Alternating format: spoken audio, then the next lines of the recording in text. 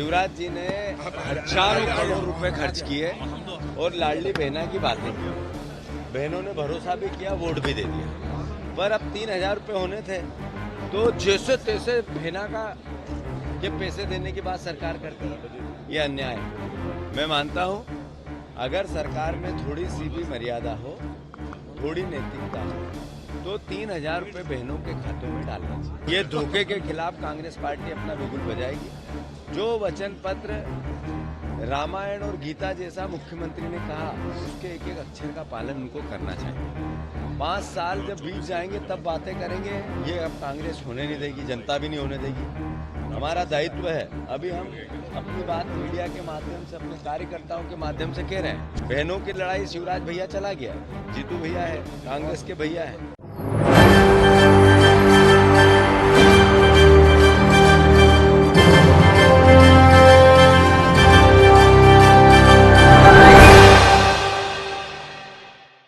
नमस्कार, मैं नाज़मीन खान, आप देख रहे हैं SPN9 न्यूज। आप सभी का बहुत बहुत स्वागत है हमारे खास प्रोग्राम के साथ सियासी में। क्या लाडली बहना योजना के जरिए महिलाओं का इस्तेमाल चुनाव प्रचार के दौरान भारतीय जनता पार्टी ने किया? क्या चुनाव जीतने के बाद उन्हीं बहनों को दरकिनार भारतीय जनता पार्टी करती हुई नजर आई? क्या अब ये बहनें भारतीय जनता पार्टी के खिलाफ उतरती हुई नजर आएंगी? ये सवाल इसलिए बन रहे हैं क्योंकि हकीकत सामने आ रही है। हकीकत कांग्रेस पार्टी बता रही है। हकीकत जीतू पटवारी बता रहे हैं, जो कांग्रेस के प्रदेश अध्यक्ष हैं। हकीकत सिर्फ जीतू पटवारी ही नहीं, बल्कि कांग्रेस के नेता प्रतिपक्ष के रूप में उमंग सिंगार भी बता रहे हैं। वो यहाँ पर ब्यौरा देते हैं कि किस तरीके से लाडली बहना योजना के जरिए जिस रकम की बात सरकार करती हुई नजर आई है, किस तरीके से उस रकम में यहाँ पर घाटा हुआ है और उसी के साथ साथ कैसे महिलाओं की संख्या भी कम हुई है, जिसके आधार पर निशाना साधा जा रहा है नए नवेले मुख्यमंत्री मोहन सिंह यादव पर। शिवराज सिंह चौहान ने तो खूब घोषणा पत्र के जरिए यह कहा कि महिलाओं के खाते में संख्या बढ़ा दी जाएगी, रकम बढ़ा दी जाएगी, 3,000 रुपए कर दिए जाएंगे। लेकिन जब पहली रकम उनके खातों में डाली जाती है तो 1,250 रुपए डाली जाती है। यही सवाल यहाँ पर जीतू पटवारी उठाते हैं। उसके बाद यहाँ पर महिलाओं की संख्या कैसे कम होती है, नेता प्रतिपक्ष के रूप में उमंग उठाते हुए नजर आते हैं। कैसे 2 लाख महिलाएं यहाँ पर कम हो जाती हैं, यानी कि शिवराज सिंह चौहान के काल में जितनी महिलाएं मौजूद थी और इस योजनाओं के साथ जुड़ी हुई थी, वही महिलाओं की संख्या आज मोहन सिंह यादव की सरकार में कम आकी जा रही है।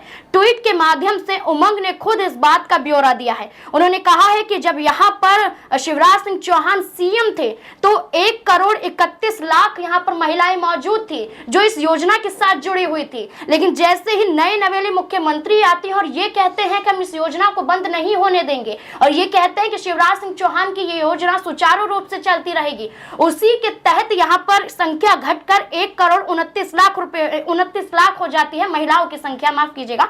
तो यहाँ पर करीबन 2 लाख महिलाओं की एक तरीके से घाटे के रूप में देखा जा रहा है। तो ऐसे में कहा गया कि सरकारी विज्ञापनों के जरिए भारतीय जनता पार्टी ने इन महिलाओं का इस्तेमाल किया। क्या महिलाएं अब इस बात को भाग गई हैं कि भारतीय जनता पार्टी उन्हें कुछ नहीं देने वाली है? तो इससे जुड़े हुए तमाम सवाल यहाँ पर बनते हुए नजर आते हैं। दौलत मेरे साथ मौजूद है, मेरे सहयोगी, आपका बहुत बहुत स्वागत है। दौलत, जिस तरीके से यहाँ पर सबसे पहला सवाल मैं जीतू पटवारी के तहत लेना चाहूंगी। जीतू पटवारी ने एक वीडियो के माध्यम से ये कहा कि शिवराज सिंह चौहान ने तो 3,000 रुपए कहा था खाते में डाले जाएंगे, लेकिन 3,000 रुपए नहीं डाले जाते। मोहन सिंह यादव कहते हैं कि हमने शिवराज सिंह चौहान की योजना को सुचारू रूप से चलाया, लेकिन 1,250 रुपए डालते हैं। आखिरकार यहाँ पर रकम कम क्यों की गई? क्या मोहन सिंह यादव ये दिखाना चाहते हैं कि वो अपनी मनमर्जियां चलाएंगे, शिवराज चौहान की एक नहीं सुनेंगे? जिस तरीके से हम देख सकते हैं कि जब से यहाँ पर मोहन यादव सीएम बने हैं तो लगातार ताबड़तोड़ उन्होंने यहाँ पर सभी फैसले लिए हैं और ये फैसले कहीं ना कहीं जो है जनता के बीच एक बड़ा विरोधाभास पैदा करते हुए नजर आ रहे हैं। जब ये लाउड स्पीकर वाला और मीट वाला जो बयान था, जिसके बाद जो फैसला लिया गया बयान के बाद, वो भी कहीं ना कहीं जनता के लिए दुखदायक था। और अब ये तो लाडली बहनाओं के लिए दुखदायक है। ये वही लाडली बहनाएं हैं जिन्होंने भारतीय जनता पार्टी को इन चुनावों में वोट दिया था। आपने एक बड़े गजब की बात देखी होगी कि मध्य प्रदेश में साल 2023 में सबसे ज्यादा महिला वोट बैंक आया। वो महिला वोट बैंक यहाँ पर प्रियंका गांधी के नाम पर कांग्रेस को नहीं दिया गया। ये महिला वोट बैंक बीएसपी मायावती के नाम पर नहीं दिया गया। ये वोट बैंक सोनिया गांधी के नाम पर नहीं दिया गया। ये महिला वोट बैंक यहाँ पर किसी बड़ी महिला नेता के नाम पर नहीं दिया गया। ये वोट बैंक लाडली बहना योजना यानी भारतीय जनता पार्टी और शिवराज सिंह चौहान के नाम पर दिया गया और उसके साथ कहीं ना कहीं जो है एक बड़ी ठगी लाडली बहनाओं के साथ जो है कर रहे हैं सीएम मोहन यादव। ऐसा लगातार कहा जा रहा है कि एक नेता तो आता है, लाडली बहनाओं को प्यार करता है, सर पर चढ़ाता है, लेकिन दूसरा आते ही यहां पर कटौती पैसों में कर देता है। आखिर सरकार के पास 5 साल पहले इतना पैसा था, अब क्या पैसा कम हो गया, या फिर अब महिला वोट बैंक की जरूरत नहीं है, या फिर अब आप यहां पर यादव सीएम बनाकर सोच रहे हैं कि ओबीसी वोट बैंक खींच लेंगे। यानी वोट बैंक की राजनीति जब आपकी खत्म हो जाती है तो आप इस तरीके से योजनाओं को खड़ा देते हैं बिना किसी क्लियरिफिकेशन, बिना किसी को बताए और बिना कोई प्रेस विज्ञप्ति डाले कि आप क्यों ये संख्या घटा रहे हैं, क्यों आप इस पैसे में आगे पीछे कर रहे हैं, क्यों उसमें प्लस माइनस कर रहे हैं, ये नहीं बताया जाता। और सीएम मोहन यादव नए नवेले सीएम वो बने हैं और ऐसे ऐसे जो उनके बयान, उसके बाद जो उनके फैसले हैं वो कहीं ना कहीं भारतीय जनता पार्टी के लिए मुश्किल वाले हो सकते हैं। अभी आपको महिला वोट बैंक 2024 में भी चाहिए, 2023 में तो अपने मध्य प्रदेश सिर्फ और सिर्फ कहा जाए तो शिवराज सिंह चौहान और उसके बाद जो दूसरे नंबर पे आता है, स्थान पर आता है, महिला वोट बैंक के द्वारा आपने जीता है। अगर वो महिला वोट बैंक खमा होता है तो 2024 में बीजेपी भी जो है अपना शासन खोती हुई नजर आएगी। यहाँ पर महिला वोट बैंक की बड़ी चोट उनको लगेगी। देखिए बिल्कुल, यहाँ पर अगर एक और सवाल बनता हुआ इसी बीच में नजर आता है कि शिवराज सिंह चौहान की ये लाडली बहना, जब शिवराज सिंह चौहान मुख्यमंत्री नहीं बनते हैं तो रोती हुई नजर आती हैं, उनसे लिपट कर रोती हैं, कहती हैं कि भैया आपको ही यहाँ पर मुख्यमंत्री होना चाहिए। लेकिन भारतीय जनता पार्टी शिवराज सिंह चौहान को मुख्यमंत्री नहीं बनाती है, मोहन सिंह यादव को मुख्यमंत्री बनाती है। क्या यही वजह है कि अब उनकी संख्या भी इस योजना के जरिए कम होती हुई नजर आ रही है?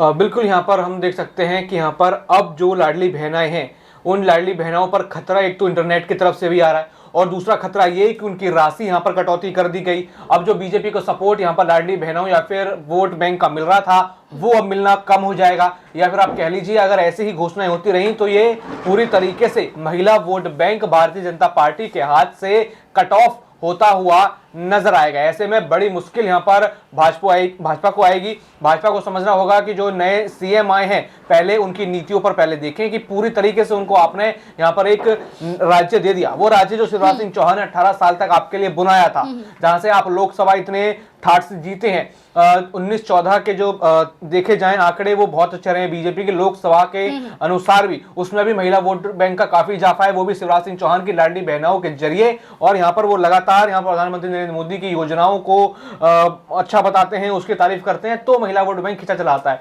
और इस महिला वोट बैंक की जो संख्या है कहीं ना कहीं 24 में भारी कमी आएगी। देखिए बिल्कुल, यहाँ पर एक आखिरी सवाल लेना चाहूंगी। ये सवाल ये रहेगा कि शिवराज सिंह चौहान ने कई बयान दिए हैं, लेकिन एक बयान उनका काफी सुर्खियों में रहा है कि राज तिलक होते होते वनवास हो जाता है। क्या वो मुख्यमंत्री जो नए नवेले मुख्यमंत्री हैं मोहन सिंह यादव को कोई संदेश दे रहे हैं कि आपकी कुर्सी भी ज्यादा दिनों तक चलने वाली नहीं है? क्योंकि महाराष्ट्र में जब खेल हो सकता है, सिंधिया बड़ा खेल कर सकते हैं, तो ऐसे मोहन सिंह यादव के साथ भी हो सकता है। बिल्कुल, यहाँ पर मध्य प्रदेश में कुछ कहा नहीं जा सकता। सिंधिया ने जिस तरीके से कांग्रेस के साथ किया, यहाँ पर कई महीनों तक सरकार चली और तुरंत वो अपनी पार्टी को छोड़ के आ जाते हैं। पार्टी कहती है कि वो पार्टी के नियम अनुसार नहीं चल रहे, वो कहते हैं कि पार्टी ने तवज्जो नहीं दी, लेकिन तवज्जो उनको बीजेपी में भी आके नहीं मिली। तो देखा जाए विरोधाभास तो शिवराज सिंह चौहान यहाँ पर दिखाते हुए नजर आ रहे हैं। वो नाराज हैं, लेकिन नाराजगी खुले शब्दों में नहीं, यहाँ पर शायरियों में, यहाँ पर कहानियों में, यहाँ पर कहीं ना कहीं जो है तंज में बोलते हुए वो नजर आ रहे हैं। और भाजपा ये समझ भी रही है और इसलिए उनको साउथ की जिम्मेदारी दी गई है। अगर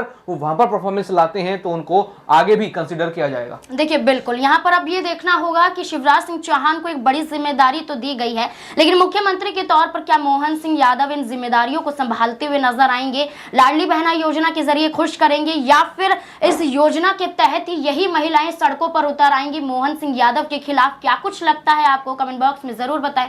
देखते रहें SPN9 न्यूज। धन्यवाद।